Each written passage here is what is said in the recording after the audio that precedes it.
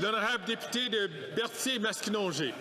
Ce matin, à Ottawa, il y avait des agriculteurs de partout, du Québec, de l'Ontario, de la Saskatchewan, des territoires du Nord-Ouest, de partout. Ils sont venus manifester leur appui à C-282. Il y en avait des représentants aussi de tous les partis. Les Verts, les néo-démocrates, les conservateurs, les libéraux, tous étaient présents en solidarité pour le projet de loi du Bloc, devenu le projet de loi de tout le monde, Monsieur le Président. Ouais.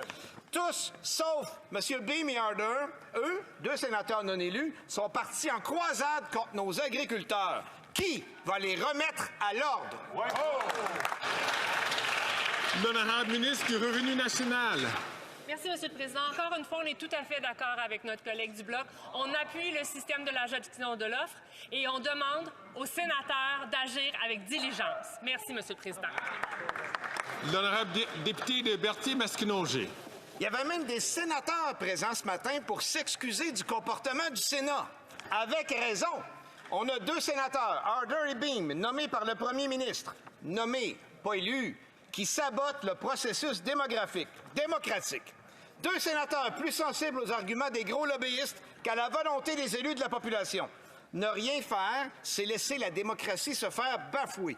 Qu'entend faire le gouvernement pour que le projet de loi 282 sur la gestion de l'offre, adopté et voté à majorité, sorte du Sénat? L'honorable ministre du Revenu national. Merci. Encore une fois, Monsieur le Président, on appuie le système de la gestion de l'offre et on veut le protéger. C'est important pour nos régions, entre autres. C'est important pour notre économie. On demande haut et fort aux sénateurs d'agir avec diligence et de respecter, de reconnaître que la vaste majorité de cette Chambre veut que ce projet de loi aille de l'avant. Merci, Monsieur le Président.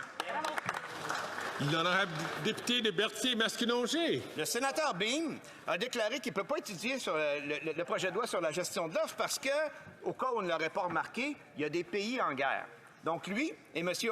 Harder, nos deux futurs prix Nobel de la paix, vont commencer par régler la guerre, puis ensuite, s'il leur reste un petit peu de temps, ils vont regarder avec leur intelligence supérieure le projet de loi sur la gestion de l'offre.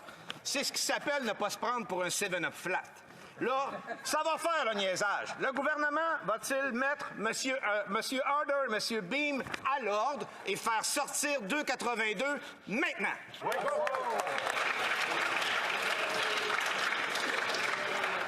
L'honorable ministre du Revenu national. Merci, M. le Président.